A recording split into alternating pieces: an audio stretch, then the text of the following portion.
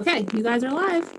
Okay, well, let me thank everybody for attending the very first meeting of 2020 of the Maryland Health Insurance Coverage Protection Commission.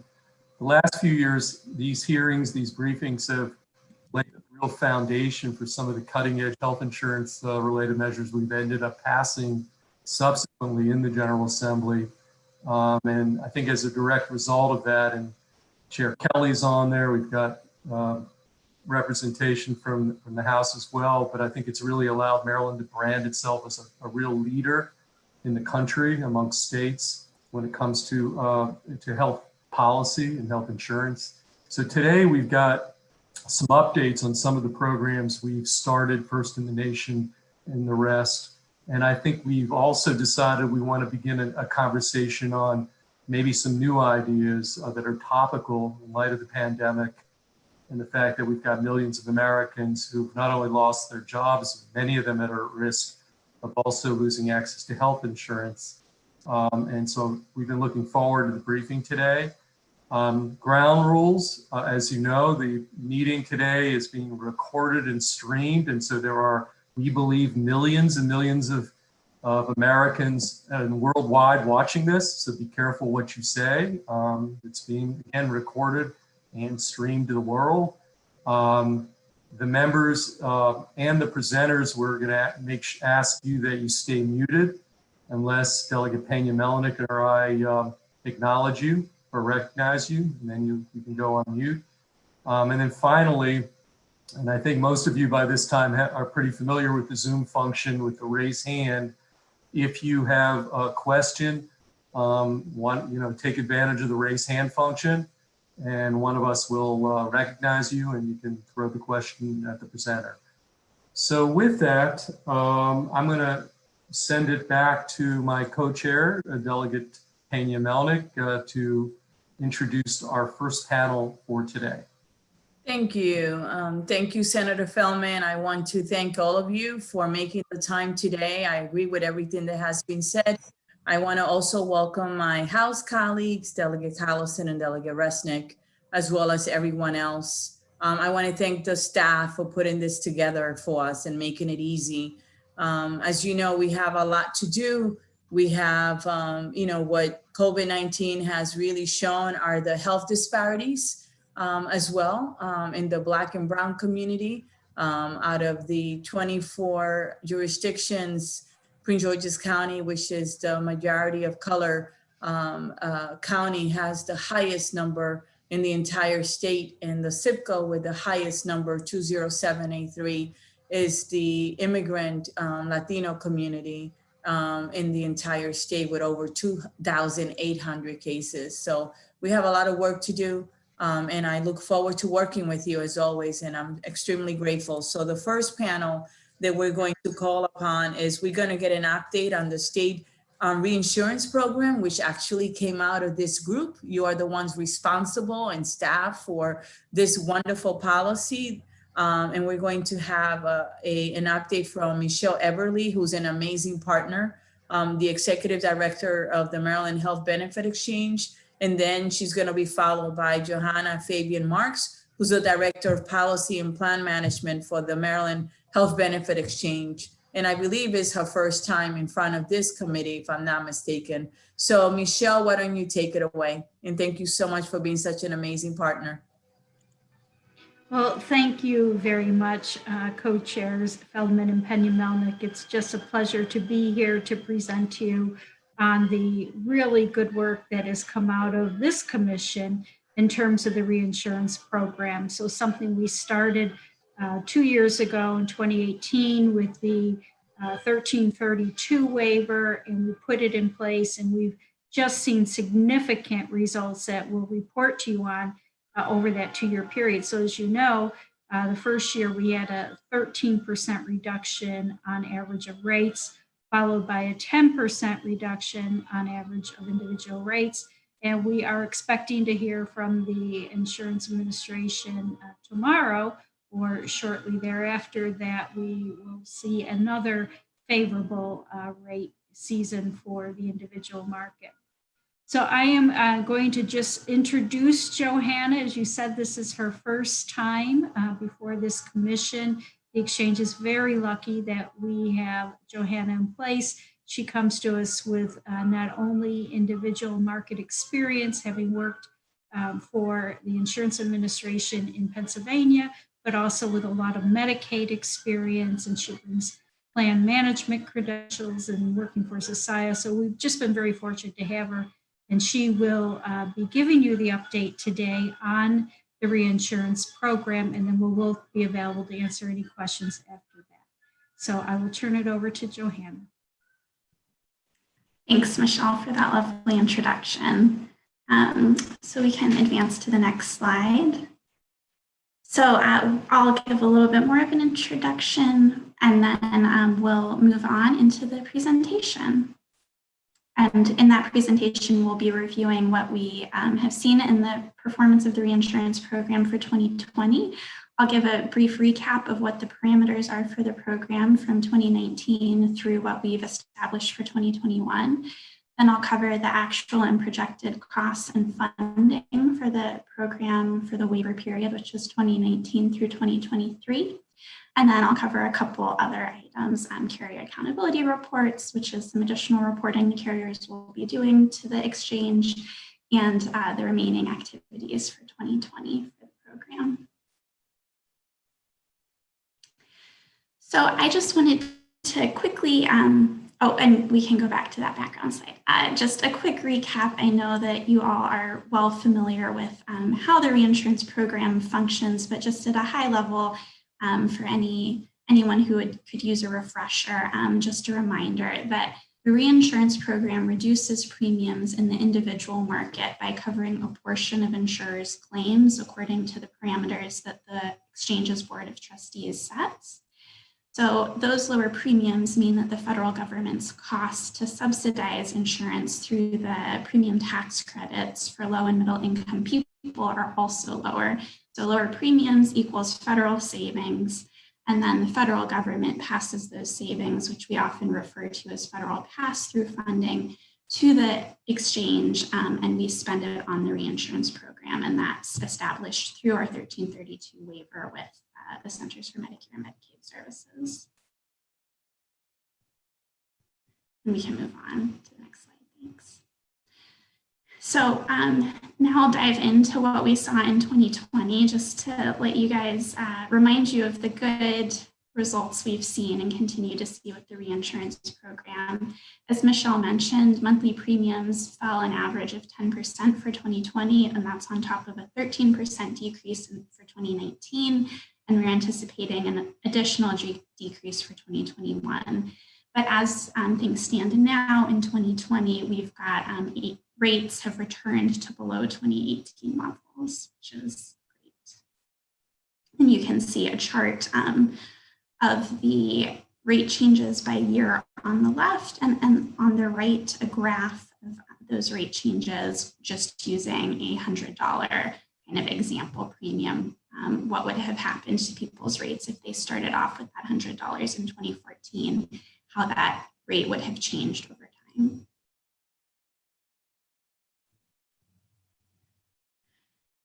So to get to a little bit more granular level and look at the estimated effect of the reinsurance program on premiums by carrier, you can see here a chart of those effects by carrier with the carriers on the left, their enrollment in the second column, and then in the two columns to the right, what their rate changes would have been for 2020 without the reinsurance program, and what they were in fact with the reinsurance program. So you see that without the reinsurance program, we would have seen some substantial rate increases. In contrast, with the reinsurance program, we saw decreases for all carriers in the market, averaging up to that about 10%.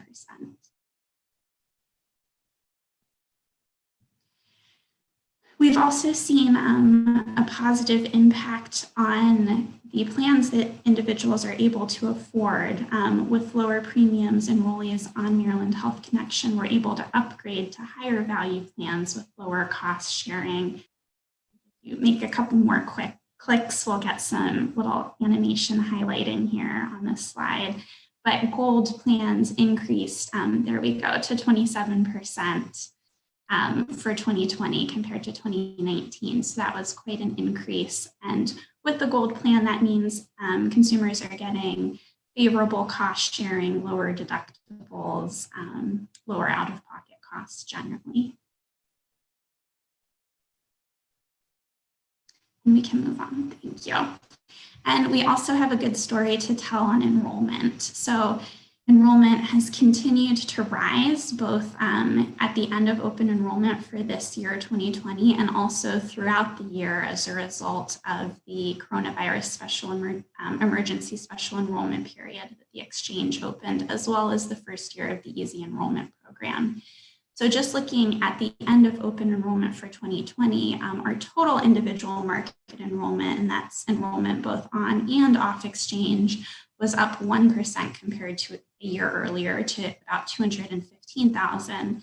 And looking at the end of June of this year, total individual market enrollment is actually up over 11% year over year.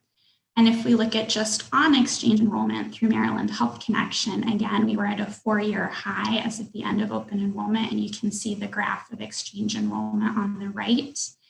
But if we look most recently, as of the end of August, our enrollment is up 16.8% year over year, again, thanks to those other enrollment opportunities that we've made available this year and to the impact of the pandemic.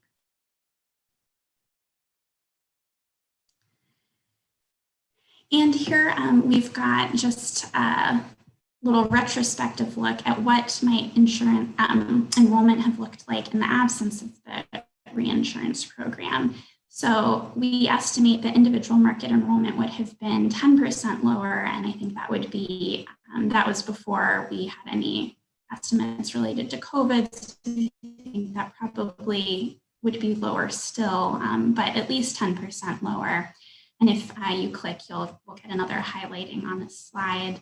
But you can see here that the 2020 estimate without reinsurance was about 173,000. In contrast, I think if you click again, we'll see that the 2020 estimate with reinsurance was 192,000. And those are just our actuarial projections before we got into this year. What we actually ended up seeing was total enrollment of 215,000 about as of the end of open enrollment for the year. So again, the reinsurance program is helping to stabilize the market and increase enrollment, particularly compared to what we estimate would have happened without it. And very excitingly, as you are all aware, we've got a third carrier joining the market for 2021. That's United Healthcare, and that will make 2021 the first year that we see an increase in the number of carriers in the individual market since 2015. And that is thanks in part to the stabilizing effect of the reinsurance program, making that market more attractive for carriers to participate in.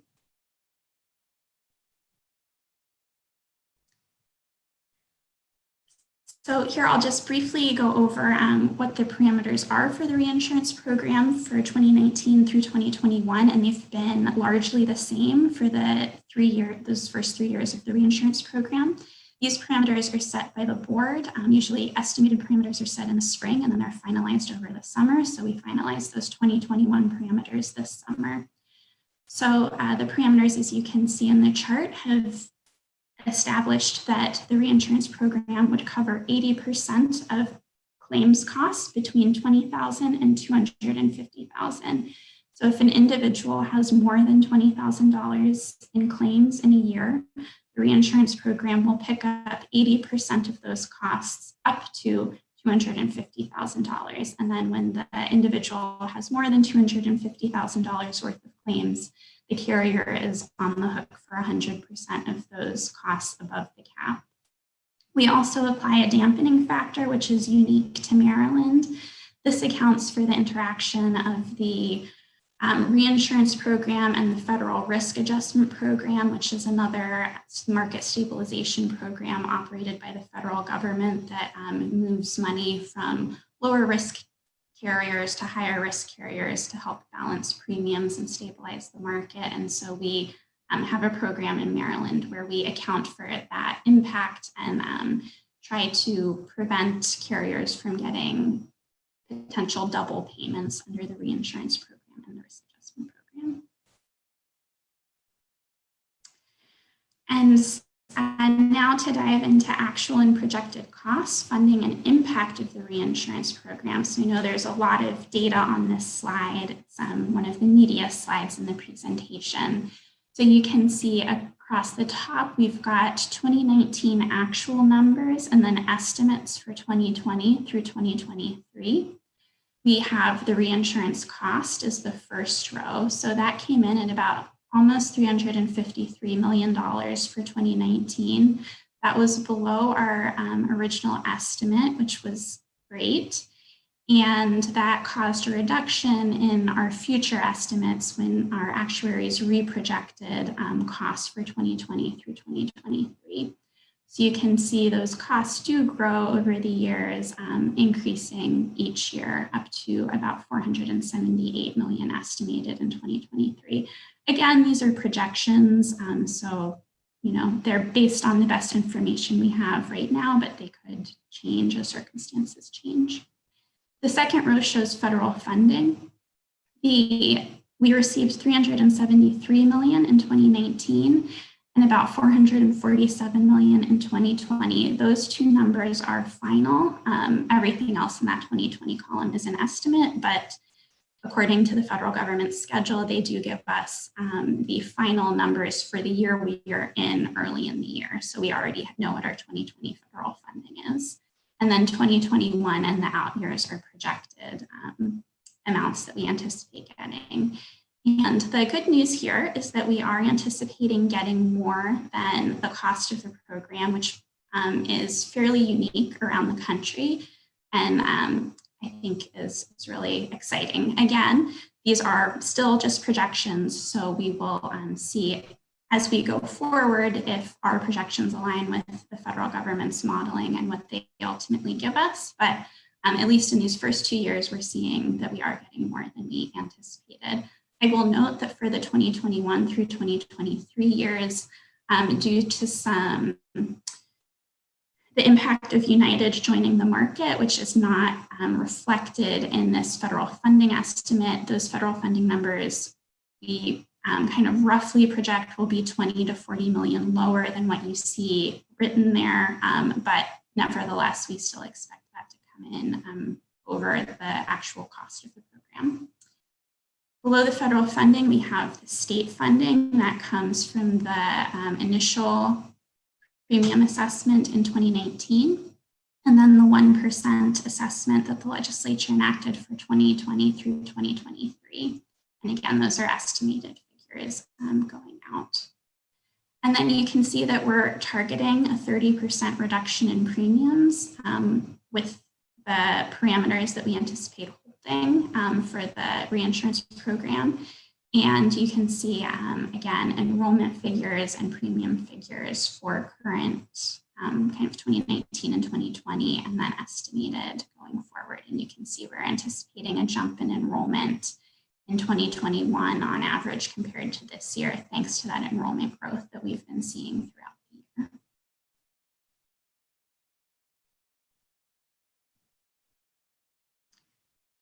And I think that's all for this slide. And then just a little bit more detail on our funding. So as I had mentioned, we will be paying out about $353 million for the 2019 reinsurance program. We provide a breakdown of that by licensed issuer here. And note a breakdown of our costs, the majority of which are going to those claims costs, and then a small amount of that federal funding that we received is spent on our operations, primarily on the agreement with the federal government to take use of their infrastructure to calculate the amounts that we owe. That's the edge server figure there. And then we note that we anticipate having about a $20 million unspent balance in federal funding for 2019.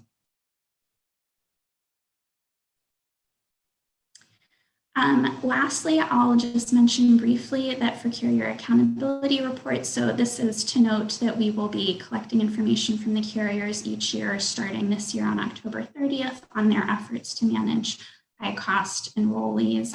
So we'll be aligning those efforts with the state health priorities so that we collect information specifically on conditions that are a target of the state, and then use that to inform conversations with our sister agencies and with the carriers on their care management programs and how those can help to control costs to the reinsurance program.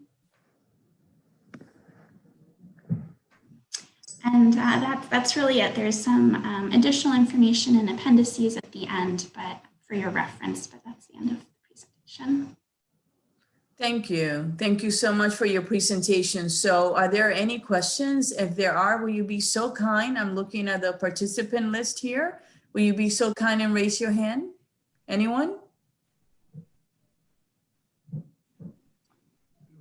I don't see any questions. So Brian, take it away. It's Chris West. I've got one. Oh, okay. I didn't see your hand, Senator. I was waving. No, in the chat room, but that's okay. Go ahead. How are you? Oh, okay. Well, one of these days I'll get it straight. It's okay. I just wondered, how are we doing with the money in the reinsurance fund?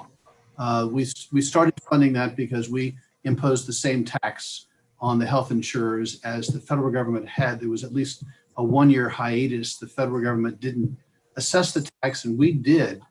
And I don't know how we've continued to fund it, and how much money is in is there enough money in the reinsurance fund to cover all the reinsurance costs, is what I'm getting to. Yeah. Go ahead, Johanna.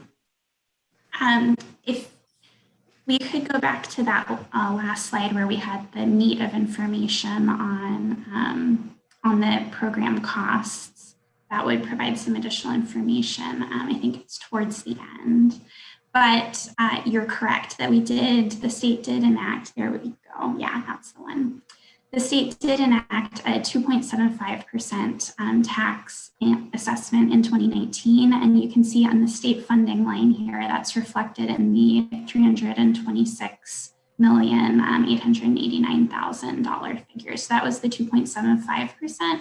And then the legislature changed that to a 1% premium assessment going through 2023. So you can see an approximately 100 million in collections anticipated each year as a result of that 1%. So, so that's the amount that's coming in, and the federal funding, in fact, we anticipate will be sufficient to cover the cost of the program. But so with the federal and state funding, we are certainly in a strong position to cover the cost of the program. Good, thank you. I'm looking at the chat room, and this actually works really well. The next is Bob Atlas, followed by Delegate Bonnie Collison. Hi, thanks. My pleasure. Good presentation, Johanna. A related question, looking at the same slide. So federal funding is exceeding the amount projected every year, state funding on top of that. What does this build up a reserve that carries it forward, or in the event that the program should be brought to an end from the federal perspective? That's one question. Secondly, the decrease in premium is projected as based on what would be in the absence of the reinsurance program. What about weaving in the impact of having it in place? So I'll take that first question regarding what happens to the funding as we accrue a balance. And so yes, the terms and conditions of our waiver with the federal government is that for any unspent federal funding in a year, that rolls forward to fund a future year of the waiver. If we reach 2023 and we have a balance of unspent funding and we do not continue the waiver, that federal funding would revert back to the federal government. If we continue the waiver and we have unspent federal funding that we would like to roll forward, that is still a question that we're seeking guidance from the feds on. So they're working on that. And we did ask them about that recently, and they said they hope to have guidance out to states on what happens in that kind of extending a waiver situation, but we don't have an answer from them on that yet. And to your second question on the reduction in premiums, you're correct. So that roughly 30% is what we would see in the absence of any reinsurance program. So we're down about 30% compared to what premiums would have been if we didn't have reinsurance. And then as we look forward, so we know for 2019 and 2020, real premium reductions were about 13% and 10%, and we'll find out soon what the 2021 kind of actual change in premiums is. Is that sort of what you were asking, or I'm not quite sure if I answered your question there? I think so. We'll follow up with you afterwards if we have any residual questions. Thanks. Thank you very much. Next, we have Delegate Collison, followed by Delegate Resnick, then Senator Feldman. Delegate Collison. Thank you, Madam Chair. My pleasure. And thank you, Johanna, for this great presentation. I think this is a naive question, but I figured I better ask it. The federal funding increases that are projected here are based on projected enrollment increases? Or what else would be the causing that to go up? Yeah, that's a great, that's a great question. So several things. Yes, enrollment increases.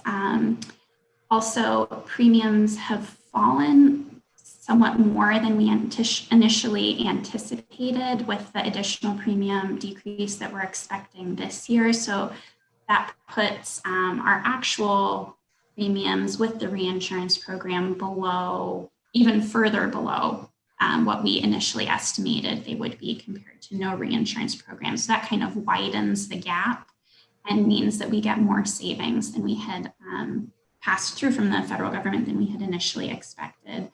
And then the other thing to consider is that the assumption is that if we didn't have the reinsurance program, the individual market would have continued to spiral downward and costs would have continued to climb upward. So again, there's an increasing divergence between the costs in the hypothetical scenario where we don't have reinsurance and the actual scenario where we do.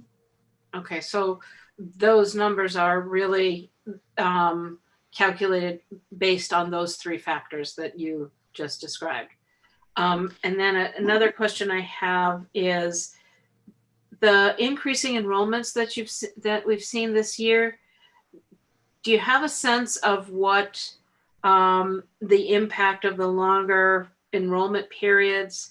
And I mean, I think I'm hearing that the early or the easy enrollment program that's being done by the comptroller's office is contributing, but I'm wondering also about the role of the longer enrollment period as well. Yes, I think those have both had a substantial impact, and particularly the longer enrollment period from the coronavirus special enrollment. I think that is largely responsible for the increase that we've seen this year. I don't have the most recent numbers handy, but I can certainly pull them up. Michelle, you may know off the top of your head the enrollment that we've seen come in through the COVID SCP. We are over 60,000 now. Now, it's been running about 65% Medicaid on that.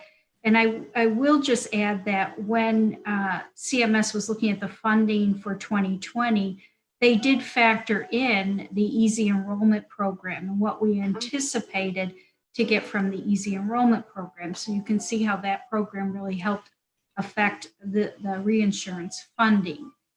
So both the programs, and it's a little hard to tell because the easy enrollment program, some of the folks that have come in to enroll through the exchange have come in through our portal and checked the COVID when really they probably were easy enrollment. So this first year will be a little bit difficult to get exact numbers just because of the two that were going, the two enrollments, special enrollments ongoing simultaneously.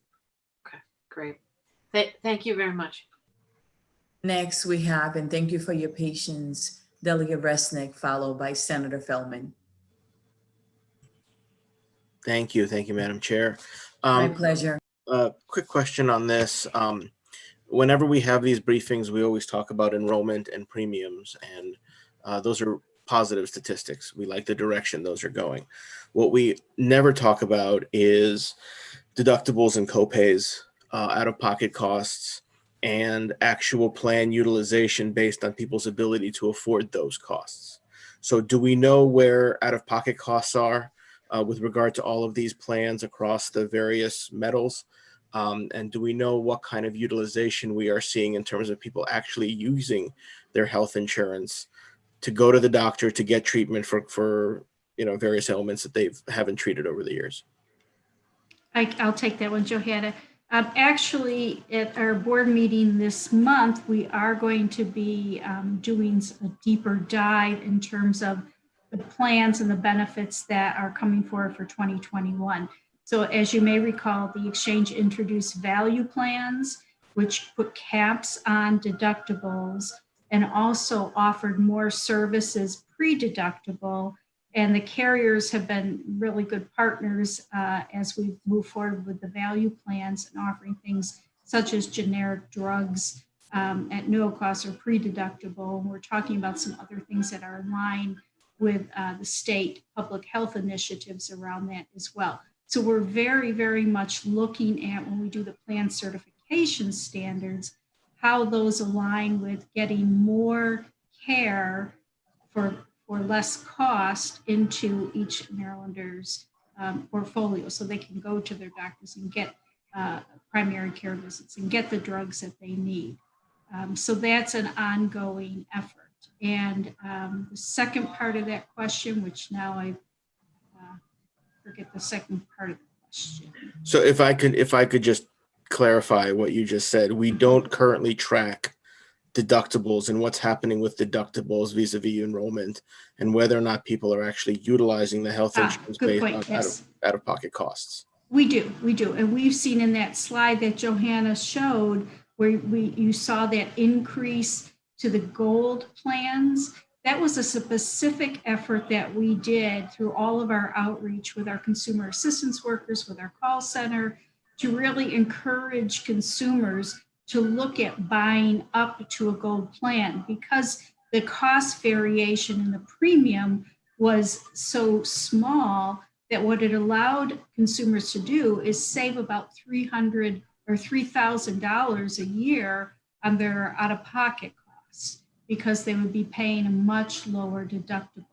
So we're actively looking at that and looking at the utilization of who's moving into what plan and how they're using those plans. I'm sorry, if I may follow up, just one more question, Madam Chair. Thank you. Sure. Yeah, I saw that slide and I sort of anticipated that you were going to use the move in the metal plan as a justification for out-of-pocket costs. I think we've heard that before, and I think it's great that the gold plan is more accessible, but it's gone up by 27%. That's great, but the vast majority of people are still in the silver and bronze and catastrophic plans. Not a lot in catastrophic, but the vast majority are still in silver and bronze. So for those people who have pretty high deductibles, pretty high out-of-pocket costs, what are we doing for them as we transfer $1 billion of taxpayer money into the hands of Care First and Kaiser? Johanna, do you want to speak a little bit more to the plan benefit design for 2021? Sure, and I will just also note, for many people, Silver Plan does actually offer the best cost sharing opportunity. If they're lower income, below 250% of the federal poverty limit, they will qualify for cost sharing reductions, reducing their deductible and out-of-pocket plans. So for those folks, staying in Silver may be the best option for them, could be better than a gold plan. And then in terms of what we're thinking about for 2021 and future years, so as Michelle mentioned, we launched the value plans in 2020 and are kind of expanding our requirements for those as the years move forward. And those do include both caps on deductibles. So we have a $1,000 cap on the gold deductible and a $2,500 cap on the silver deductible, which I know is still substantial for many people, but is also an improvement compared to what some other plans are in the market. And we also require extensive coverage of services before deductible. So you don't have to hit deductible before you get your primary care plans, primary care visits covered, specialist visits, generic drugs, and a number of other services are covered with cost sharing before the deductible. Yeah, thank you. Thank you, Senator Feldman. Thank you, Madam Chair. My pleasure. Michelle, back to the easy enrollment, and looks like Vinny was on the same page, maybe a little bit, but on the easy enrollment program now, I understand the challenges of the first year, as you point out, trying to figure out how successful or how many folks, when we look at that major growth number in enrollment, what portion of that we could attribute to easy enrollment. But I guess I'd like to get some sense of when we think we'd have a better handle on it, because we do have several other states really looking to Maryland to see if it was all that we represented it would be. Colorado, I think Vinny in the chat line, others, and I think Vinny DeMarco may point out he's on a Joe Biden health group committee for healthcare policy, and they're looking at this as a federal model, that you could do this on the federal income tax return. So this is we are the guinea pig, and it would be unfortunate, to not be able to represent to other states or to an incoming potential administration, that we just don't have good data about that. And so do you think there will be a point? I know the state tax returns and the federal tax returns, the deadline was pushed back to July 15th, but I don't know what timeline it takes for people to check that return. You all get information, and then you can figure out, if you can do anything for those folks who check the box. But do you anticipate that we'll have some better info by year end as to whether this was all that we thought it would be, or it was kind of maybe not a bust, but we may have overstated what it could do? And I'm sorry if I led you down the wrong path to think we don't have data, because we do have a lot of data, and we have very good data, and the program was incredibly successful. So in the households that check the box alone, well over 50,000 households check the box. When we look at that conversion rate to actually enrolling in a health plan, whether it be Medicaid or QHP, we have those numbers to date. What we anticipate is we'll go back and look at cross-reference of those that came to us from the controller's office, but also enrolled by checking the COVID SCP, because they came in two different ways. So regardless, we've got people covered, and we know the program's hugely successful. And even those that did not ultimately get insurance from that 50,000 households, we're taking that data right now, and we are putting it down to that zip code level and getting it out to our connector entities and getting it out to our marketing and outreach department for this open enrollment, so that when we start to target where people are uninsured, we now know, we don't guess anymore, we know here's a person in this zip code that is not insured today. So we can really use our people and our communications to help get them insured. But in answer to your question, we have very good data now. We just are going to refine it to make sure that the numbers we've reported today truly have everybody that it could have had in it that may have come in under the COVID. Okay, well, thanks, Michelle, because we have to do a year-end report again this year, and it would be great when we do that report to have really good stuff in there for not just us, but other states to take a look at if they want to do something similar. Thank you, Madam Chair. I'll send it back to you. Thank you. My pleasure. Are there any other questions? I don't see the little blue hand up for anyone. That being said, I have one question, Michelle, and thank you for the information you provided today. It's what, are you able to capture the demographic of who's signing up with these special opened, periods? Can you tell us? Yeah, absolutely. So you can imagine that those areas around the state where we've had the most COVID episodes are right in line with the folks that have come in with special enrollment. So Prince George's County, Montgomery County, Baltimore County, and Baltimore City in that order, and then Anne Arundel County. They account for most of our enrollments.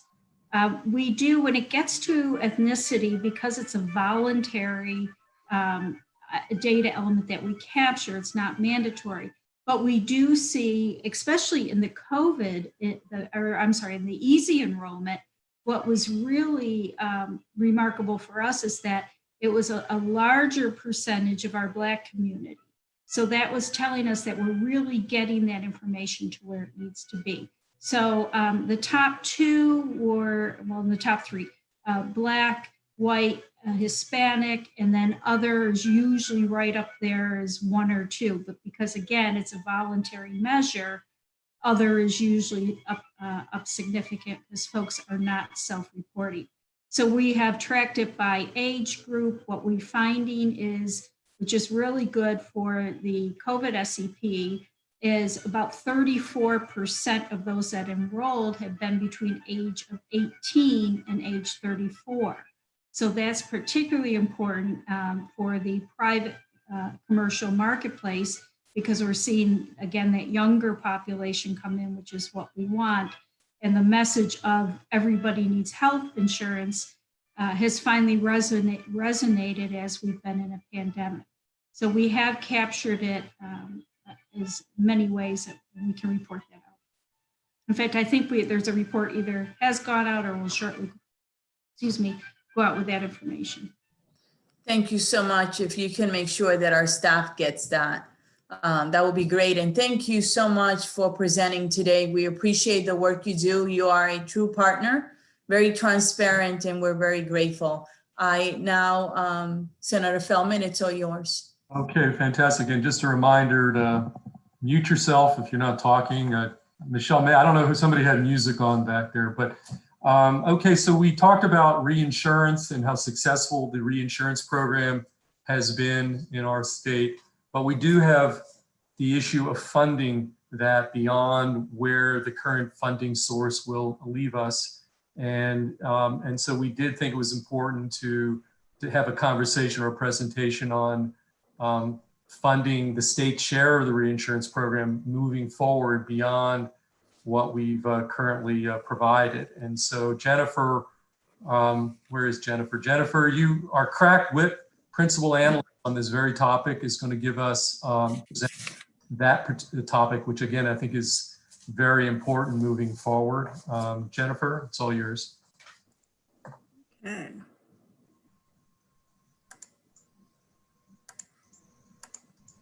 All right, can everyone see the screen okay? Yep, we can see it. Okay. So as Senator said, just to help you in terms of thinking of long-term funding possibilities for the reinsurance program, I put together this very brief presentation on funding states' share of reinsurance programs. And I'm going to outline the various sources of funding that are being used in other states. But first, I'd like to start with just a little bit of context about the other states' programs. Johanna has already gone over Maryland's program in quite in depth. But as you'll know, certainly there's a great deal of difference in terms of size and cost of the various programs, which determines, of course, what the most appropriate funding mechanism is for their state share. So to date, there are a total of 14 states with approved reinsurance programs. 2 new states have joined. They were just approved this summer, New Hampshire and Pennsylvania. They'll be beginning their programs in 2021. And the annual cost of each program, and looking at the total, varies significantly. Rhode Island's program quite small at only $14.7 million. Maryland's, of course, as you all know, is the largest in the country. These costs differ based on numerous factors.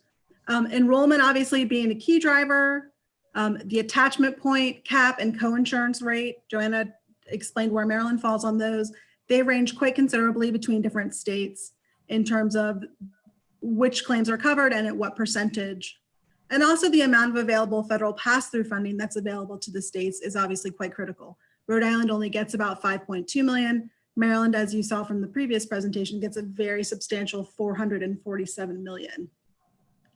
And of course, I would be remiss if I didn't mention the fact that obviously the risk pool that's being insured in the marketplace in the various states obviously has a very strong impact on what the cost of claims are, and then in turn what the cost of reinsurance will be. But for today's presentation, I'm going to focus just simply on what the various ways of funding the state share are. Slides 3 and 4 of the presentation basically just provide a quick snapshot of all the state reinsurance programs that have been approved, just showing you the enrollment as a sense of size, the various attachment point caps and coinsurance rates, the cost, the estimated cost for 2020, and then the final 3 columns show you the state share, the federal pass-through, and then what amount of premium reduction the feds were anticipating the programs to have for 2020. Some of these numbers for Maryland are slightly different because the exchange obviously has the absolute most up-to-date. Some of mine came from a Society report, which was back in June. So there's some slight differences for Maryland's numbers. But as you can see, there's a great range in terms of number of size. Alaska has had tremendous success with theirs, obviously reducing it by 37.1% their premiums. They also at one point had only 1 carrier in the market, and they had the highest health insurance premiums of any state in the country. I just wanted to show you sort of a sense of the lay of the land and how much all of the programs differ. Slide 4 just shows the remainder of the states. New Hampshire and Pennsylvania obviously are not yet operational. They will be opening up starting with open enrollment this fall and providing reinsurance and through next year in 2021. So those are just for your reference. Moving on to slide 5, all state reinsurance programs are designed to use a combination of federal pass-through funding and state funding. And even in the rare instances, with the example of Maryland being key and also Alaska, where there is more federal funding provided than is needed to fund the program, states still have to provide to the federal government a source of funding for their share of the program, particularly in the event that the federal pass-through funding is reduced or doesn't come in as anticipated. There has to be a source for the funding for the state's share. So just to quickly go over the major approaches that various states have used on the bottom of slide 5. The most common funding sources are insurer assessments, as we use here in Maryland, state general fund appropriations, sources including former high-risk pool or special fund transfers. A couple of states use their own individual mandate penalties, savings from switching from a federal exchange to the state-based exchange, and a couple of other approaches that I'll get to in future slides. I'm just going to move through these quickly for you. Insurer assessments is far and away the most common approach to funding. 9 states fund or partially fund their programs using an insurer assessment. Obviously, as we've mentioned, Maryland being one of those. The assessments reflect either a percentage of premiums, states ranging from between 1% of premiums to 2.75%, or they are assessed on a per member per month charge, which ranges from about $2 to $4. In some cases, assessments are applied to the entire insurance market. There are a few states that even apply to property and casualty insurers. Others are restricted to only some markets and have specific carved out exceptions.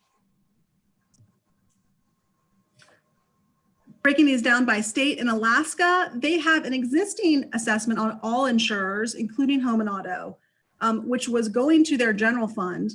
They did a one-time redirection of $55 million into a special fund.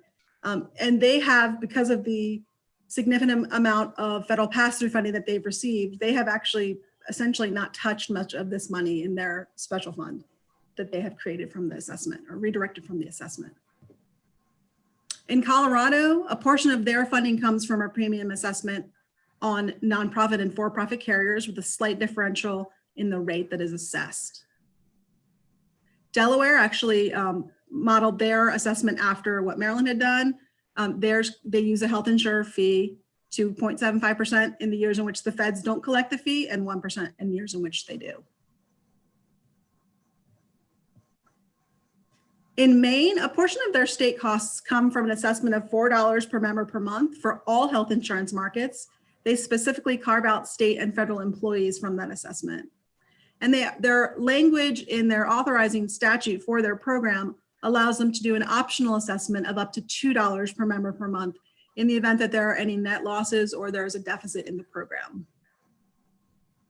Maryland, we've obviously are quite familiar with. I'll skip that, but I have it here for reference. In Montana, their program is funded predominantly with a 1.2% assessment on major medical insurance premiums with an exclusion for self-funded group plans. New Hampshire, which will be, as I said, entering the reinsurance world next year, they will be funding their program solely on an assessment that is tied to their state's prior year benchmark plan. And based on if they had assessed it in 2020, it would be about $243 per member per month for their assessment. North Dakota has a very interesting unspecified assessment on premiums written in the group market. And the way that they view their assessment is that because these premiums the assessment is tax deductible, they view their funding source rather than an insurer assessment, they view it as a reduction in state tax revenues. In Oregon, their reinsurance program is predominantly funded with a 1.5% assessment on all fully insured commercial major medical premiums. Now, the second most common approach to funding for state reinsurance programs are general fund appropriations. 4 states use them to either fund it fully or partially. Minnesota, as a partial, they use a general fund contribution as needed, and I'll discuss their other funding sources as we go through. New Jersey also includes an annual general fund appropriation along with other sources. Rhode Island has a general fund appropriation to their special fund, and Wisconsin's entire funding for their reinsurance program comes from a state general purpose revenue appropriation for their special fund.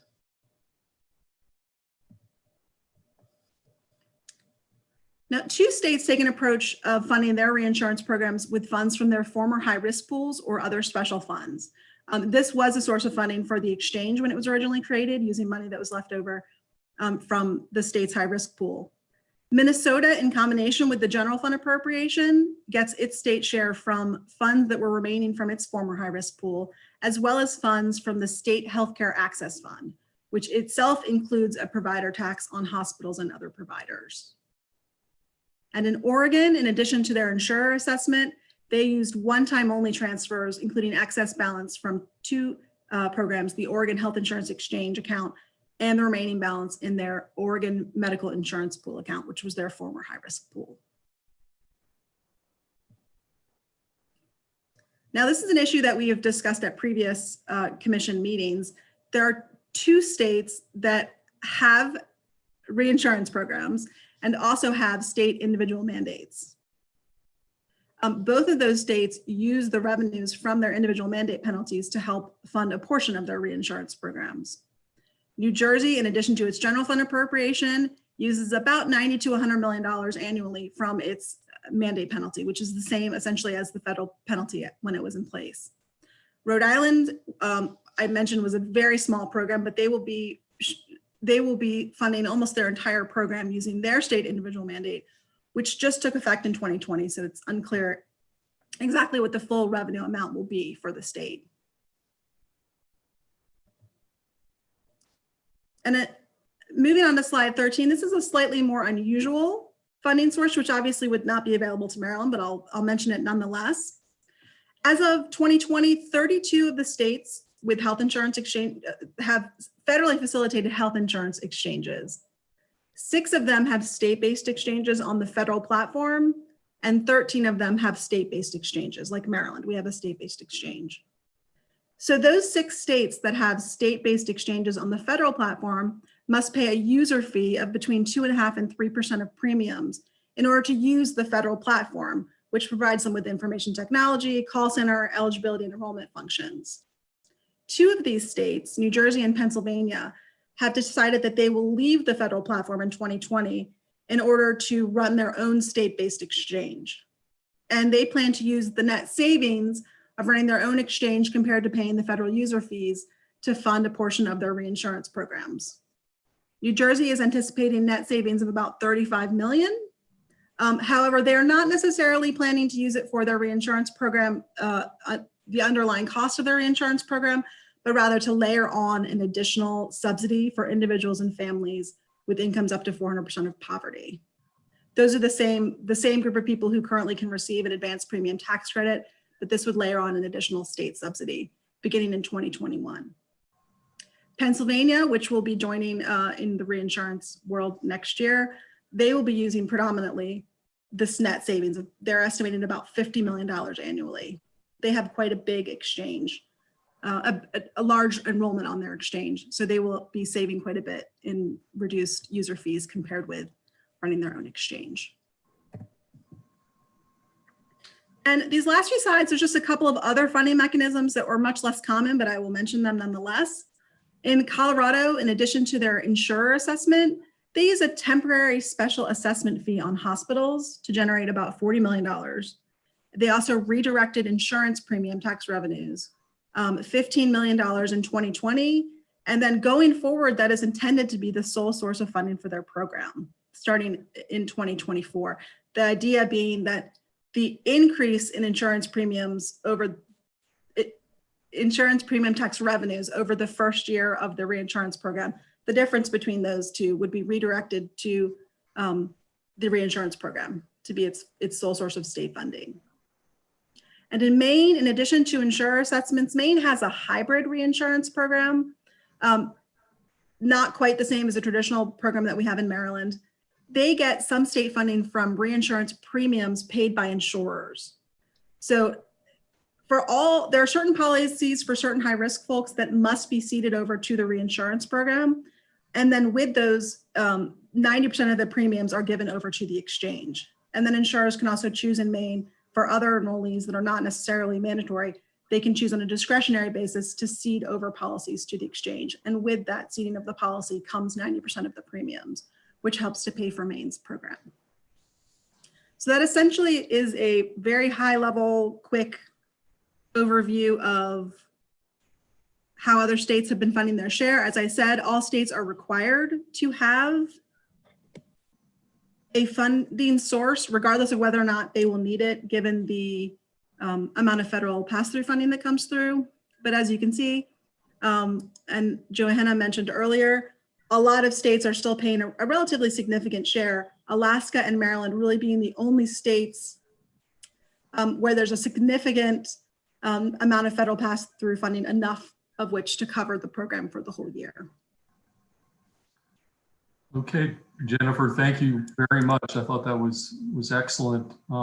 Looking through the chat line to see if we got any specific questions for Jennifer. Okay, going once, twice, 3 times.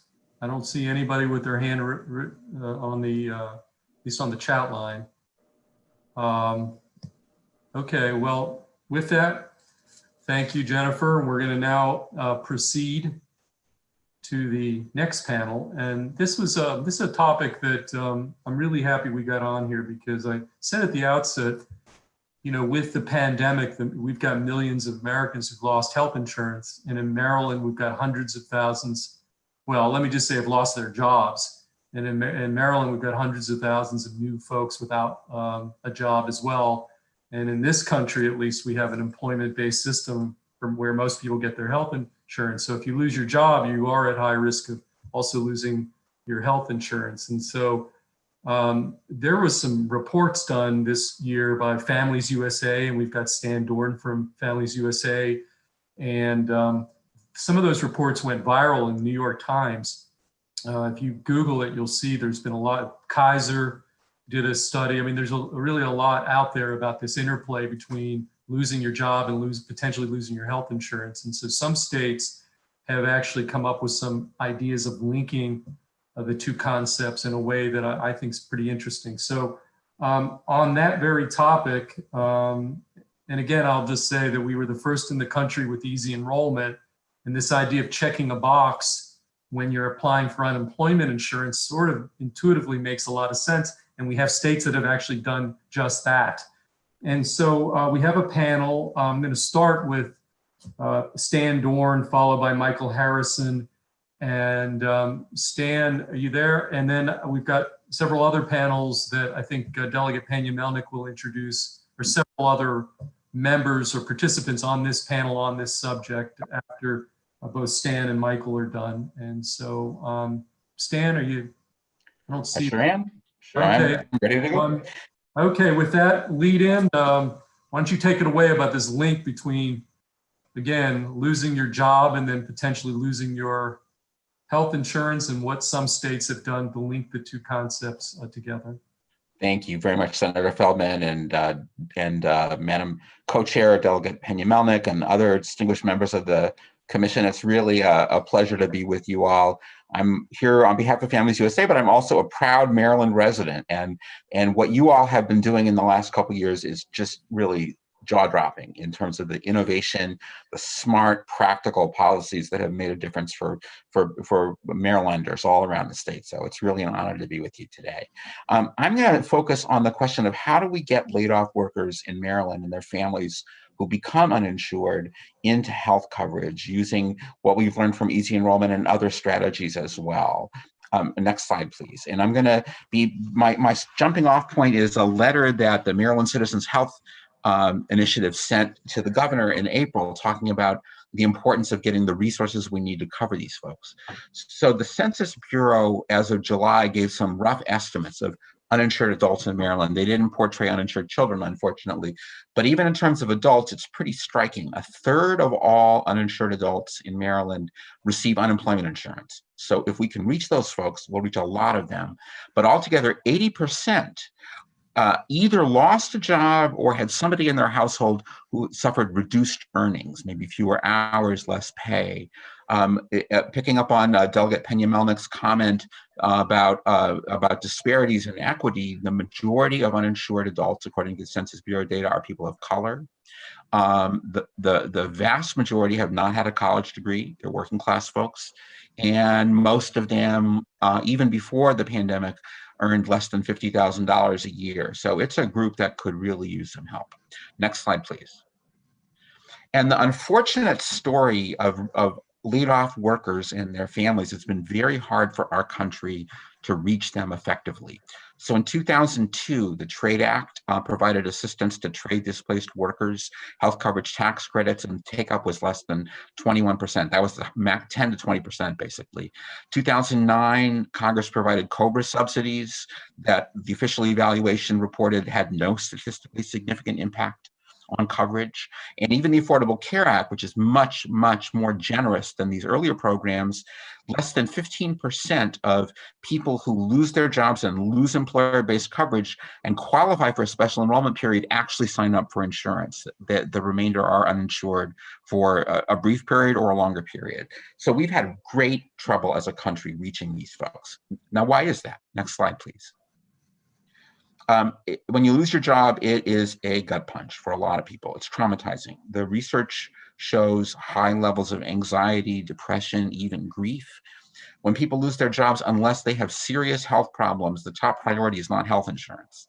The top priority is food and rent and keeping the lights on.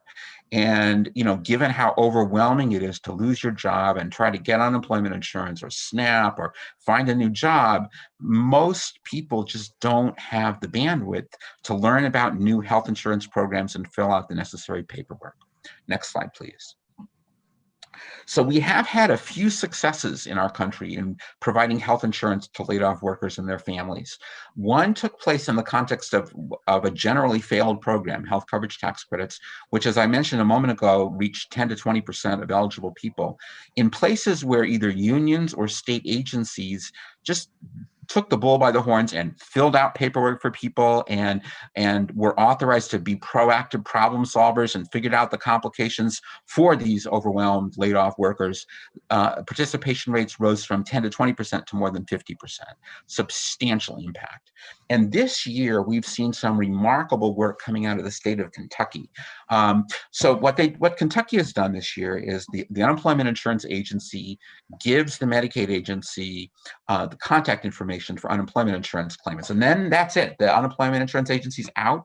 God knows they got plenty to do just with their basic mission. The Medicaid agency takes it from there. So they send an email to all these folks saying, you may be eligible for health insurance. Click here, go online. We have a very simple application form, and they do. It's like, other than, it's like maybe 5 questions in addition to personal identification. But even with that simple form, most people don't fill it out. But what the Medicaid agency does is if they see that you opened your email and haven't filled out the form, they pick up the phone and they call you. And then they fill out the application for you on the phone. And Kentucky has seen Medicaid enrollment rise by more than 130,000 over the course of a few months, significantly more than any other state in the country, because they really recognized if they didn't do it, it wasn't going to happen. Next slide, please. So the question is, what do we do here in Maryland? And we have lots of different options, and they all have trade-offs. There's no perfect option. One option would be to do what Kentucky did, and to have the Department of Labor provide contact information to Medicaid or to the exchange, and then essentially for Medicaid or the exchange via employees or contracting staff to contact folks who don't fill out an application and sign them up over the phone. Now, the advantage is it would be effective. The advantage is it could be done quickly. An advantage is it would not impose a huge burden on the Unemployment Insurance Agency, on the Department of Labor. The disadvantage is the administrative costs are enormous. I mean, to pick up the phone and talk to a third of the uninsured who are getting unemployment insurance is a very expensive proposition. So there are things we could do to address that cost. So Kentucky, for example, used its federal COVID relief funds, both to pay the administrative costs and to pay the underlying Medicaid expenses. We could see I just don't know the availability of COVID emergency relief funds in Maryland, but it deserves a look. Rather than use state staff or contractors, we could use brokers, we could use agents who make money off commissions. The trade-off for them would be that in exchange for these hot leads, which they highly value, they would have to serve Medicaid folks, and potentially they could get some reimbursement for that, but that would be a loss leader for them. The other financing source is Medicaid administrative dollars. If in fact we provide Medicaid using regular Medicaid funding, the federal government pays a percentage of administrative costs, which can be as high as 75%. A call center that is directly enrolling people by connecting to a data-driven eligibility systems, that the state can get 75% match for that. So there are things we can do, but it'll be effective, it'll be quick, but expensive. A second approach would be to borrow a page from Easy Enrollment and to say, let's have a checkbox on the unemployment insurance form and simple income attestations. What do you think your income will be this month? How many people are in your household? That would be enough of an attestation to establish at least a starting point for Medicaid eligibility. Now, I would think about, rather than putting that on the initial unemployment insurance form, I would think about putting it on the follow-up form where, periodically, every couple of weeks, if you have unemployment insurance, you have to file a new form that says, I'm still looking for work, I look for jobs and so forth. 2 reasons for that. One is that a lot of folks are on the program and aren't submitting initial applications. We don't want to miss them.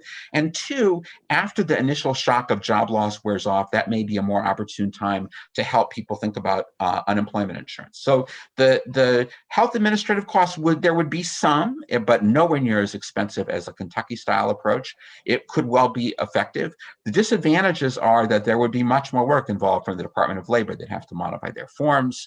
You'd have to think about some kind of a data interface with the exchange or with the Medicaid program. It may take some time to start.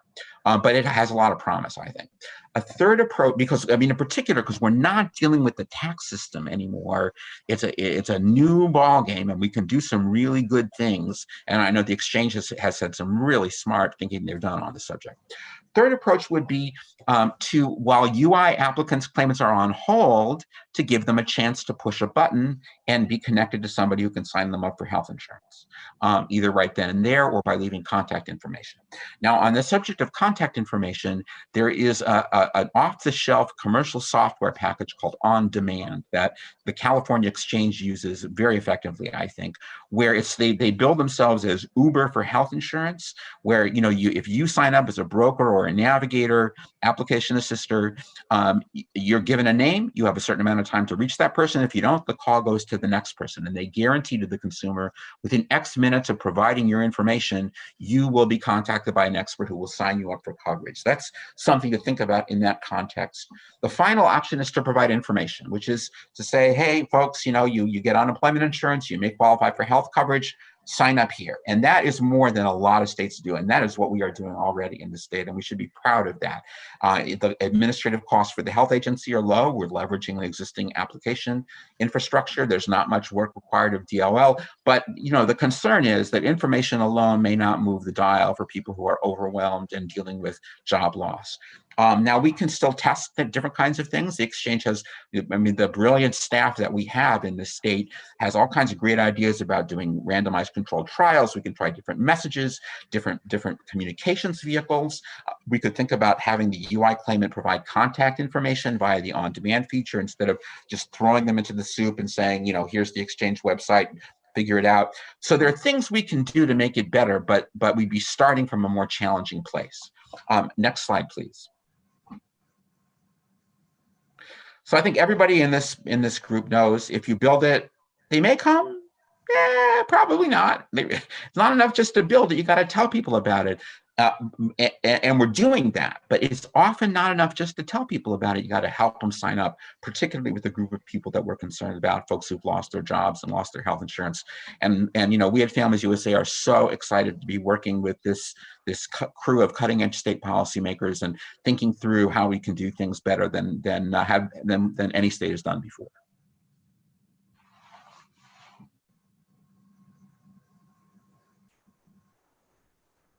That's it. Is that it, Stan? Okay. That's it. You caught me. Okay, we've got a question from Chair Kelly. Chairwoman Kelly. Thank you. That was an excellent presentation. I was wondering, it made me think when you use California as an example of this interesting program, and they're going through so many climatic problems right now. They've got their own climate pandemic. What happens with any of our states when we have massive outages, loss of life, loss of documentation, and they need insurance, whether they already were signed up or they are trying to get it for the first time? Has California taught us anything that we need to think about? I hear things are going to be worse if the flu overlaps this pandemic that we already have right here in Maryland and elsewhere. Boy, what a great question. I'm not aware that California has done much that would guide us. I'm aware of 2 other states that have done things dealing with other natural disasters. So Louisiana, Katrina hit, and they did really well because they had these really brilliant people in their Medicaid program who had way ahead of the rest of the country, had put their case records into electronic form so that when, paper files for all these other programs were totally soaked, they had all the information backed up in multiple places on their servers. And that made it possible for them to do all kinds of things, like when Louisiana residents went to Texas, they could, get their records forwarded and help them out.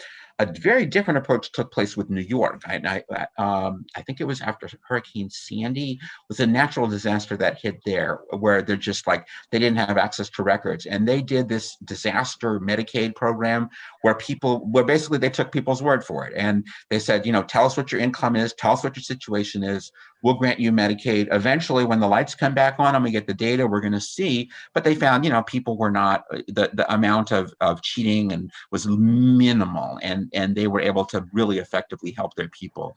So the two lessons that I'm aware of, and California may come up with some new things, or Oregon or Washington, but the two lessons that I'm aware of are the importance of data and electronics, and the importance of just being practical and smart and not insisting on dotting all the I's and crossing all the T's when your pens have been, flooded away. Thank you. Okay, any other questions for Stan Dorn? Okay, I don't see any. So thank you, Stan. That was excellent. Sure. We're going to move on to Michael Harrison, who is from the Department of Labor, who may have some thoughts on this whole concept as well. Michael, you there? Yes. Hi. Yeah. Good afternoon. Thank you for having me. Okay, it's all yours. Great. Well, I don't have a presentation prepared, and I'm really just here to answer questions and listen to the ideas that Stan and others have. We're happy to look into what we have. Unemployment insurance, for those as not familiar with it as many are, it's an employer-provided tax, basically. The employers pay tax that goes into an unemployment insurance trust fund, which funds the benefits that the claimants receive. It's 100% federally funded. No state money goes into the unemployment insurance program. So unfortunately, because of that, we have to abide by federal laws. We're interested to see how Kentucky has done this and funded it. I think the response that we're going to get and the hurdle that we have is that because the program is federally funded, we are not permitted by the U.S. Department of Labor to use federal funds to promote a state program. So check boxes on applications, forwarding, calls on hold, all those resources are provided by the federal government, and we are kind of hamstrung in our options to promote the health insurance exchange. Is well deserving as it is. We all appreciate the need, but we're happy to look at ideas. Our website, we have links to the Department of Human Services, mortgage relief assistance. We have links on our website that we're happy to look at, but as Mr. Stan noted, information alone isn't going to drive traffic, but we're happy to listen to ideas and take recommendations back to study. We're in the midst of launching Beacon 2.0, we call it. This coming Sunday, it's going to be a fully modernized, cloud-based unemployment insurance program. We're very excited about it. It's going to have a lot of new resources for claimants. We've got that coming up, and it's going to be a new application, new process. It's going to look the same for the claimants, but we've got that coming, and so I think we've got some options that we're happy to look into. Of course, right now the regular unemployment is for claimants receiving who have traditional jobs with the W-2. The federal government passed the CARES Act earlier this year, which extended unemployment benefits to independent contractors, gig economy workers, those typically not eligible for unemployment insurance, and also those that typically do not have employer-provided health care benefits. And so of the roughly 680,000 claimants we have, I'd say majority now are PUA, the Pandemic Unemployment Assistance. Those are the independent contractors and the people without traditional W-2 jobs with potentially employer-provided health care benefits. And so a lot of our claimants don't receive health benefits, but from their employers, but we're happy to look into the options that we're allowed to do from the U.S. government's perspective. Okay, well, thank you, Michael. We're going to, Chair Kelly's online. We're going to have a briefing later this week in the Senate Finance Committee on UI, and maybe you'll be part of that as well. I guess I would just ask you or task you, some of the issues you just are not unique. They would be unique to Maryland, but when you hear about Kentucky, clearly these same issues popped up in Kentucky. So, Stan, you could just connect with Stan. I think Stan is probably itching to respond to some of the comments you made. I see we have a new visitor in the background. Say hi to William. You're on TV. Go ahead. So I think that might be helpful. Stan, if you might connect with Michael and maybe, well, actually, why don't I ask you there, Stan, just the issue of some of the points that Mr. Harrison made, if you might just very briefly before we move on to the final panelists, but if you could respond to some of the points he made right off the bat, I think that'd be helpful. Yeah, well, first of all, it's just so nice to meet you via Zoom, and I look forward to chatting with you and trying to think creatively how we're going to do something to help people in Maryland. So in Kentucky, the work that was that the UI agency undertook was pretty minimal. I think it was just providing Excel spreadsheets to the Medicaid agency with contact information, not terribly expensive. I wouldn't be surprised. I don't know for sure. My guess would be that the same disaster relief funding from the federal government that Kentucky used for the outreach and for the health coverage was probably used to fund that as well. The other thought that occurs to me is having done a lot of work with other states that worked at the interface of, say, Medicaid and SNAP, is that sometimes, like for example, Louisiana, I mentioned Louisiana, they just did so many great things. They had this express lane initiative where they took children who were already found poor by virtue of the SNAP program, saying they're eligible, and automatically provided them with Medicaid. And they had to begin that process by sending a mailing from the SNAP program to the families. The Medicaid agency wrote it, the Medicaid agency paid for it, the SNAP agency sent it out, but it was Medicaid dollars that were being claimed, not the SNAP dollars. So that's the kind, and then, you know, that I could go on and on, but I'll just stop right there. Okay, and well, say, why don't we, yeah, I would love you two to connect, because again, this was designed to just try to get a conversation going.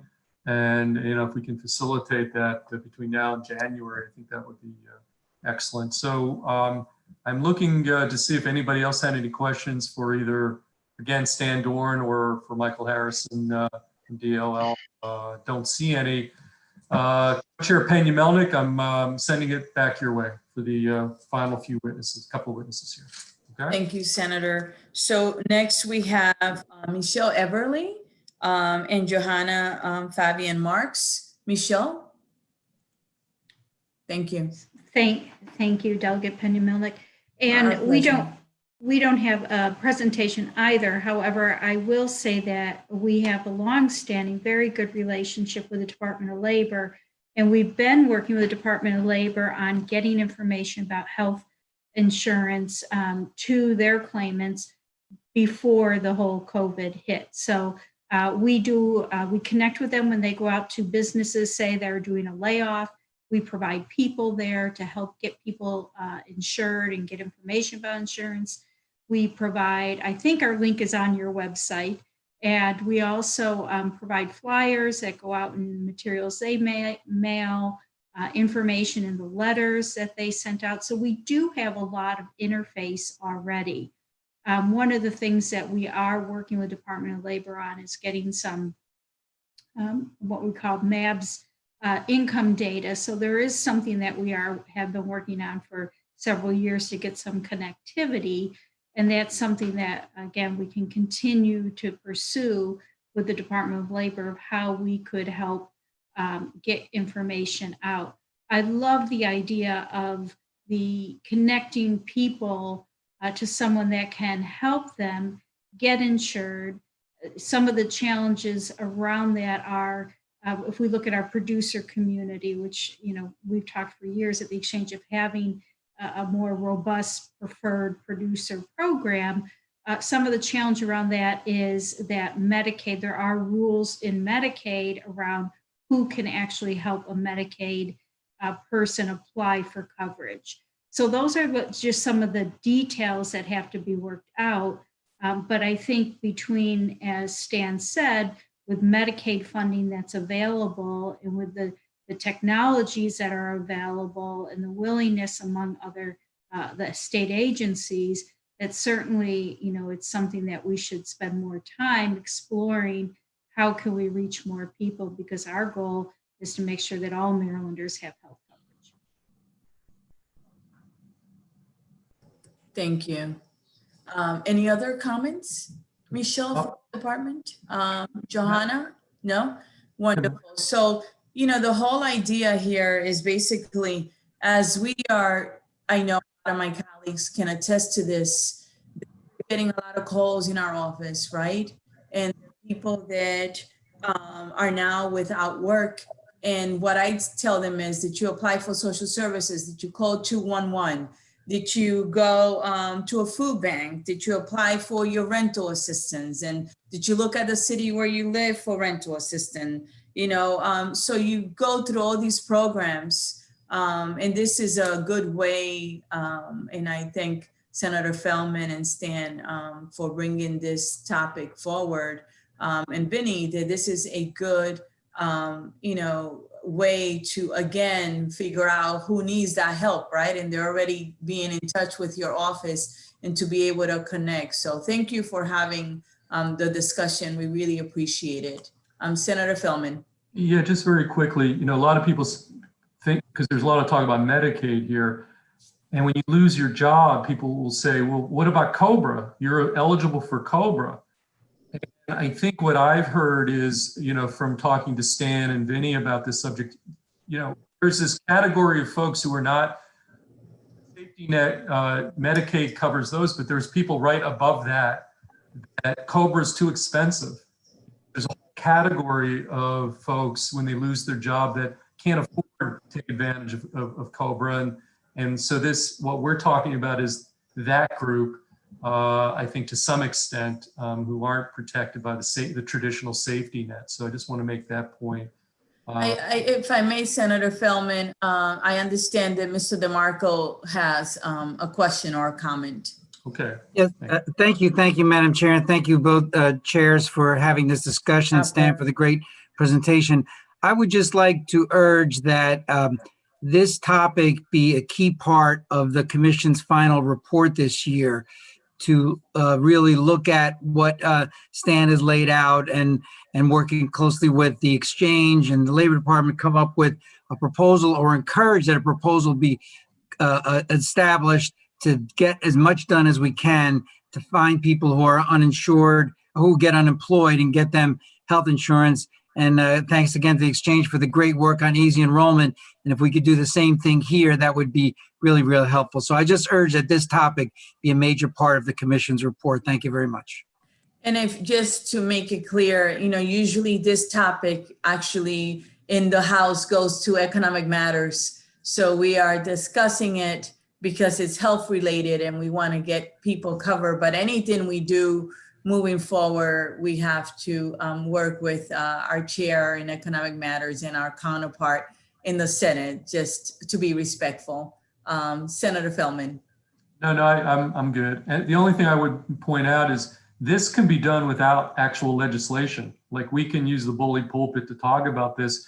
This could be done administratively. So we would not even need any kind of a bill. And that's a point that I just want to highlight as well. Thank you. Are there any questions from anyone that is on this call? I'm looking to see if I see any of those cute little hands. I don't see any at all. So for me, before Senator Feldman speaks, I thank everyone for being on this call. I mean, there's a lot of work to be done. There's a lot that you know, we have done, that people, other states follow us. We are a model, but there's still a lot that we don't know either, right? We still have a lot of data to collect, especially with COVID-19. So we do have a meeting. Our next meeting will be in December. So we'll be communicating with you by email. And if you have any thoughts or topics that you want us to discuss, this, you know, meeting belongs to all of us, not just to us, and we welcome all your ideas. We have been effective because we are inclusive and we are diverse. So just wanted to put that out there and to thank all of you for your time and your efforts. Senator Feldman. I ditto all those remarks. I have nothing else to add. And so with that, I would move to adjourn. Do I have a second, Madam Co-Chair, on that? You have it. Okay, fantastic. Thanks, everybody. Thank you. Stay healthy, everyone. Thank you. Thank you. Thank you. Great job. Thank you. Thank you, staff.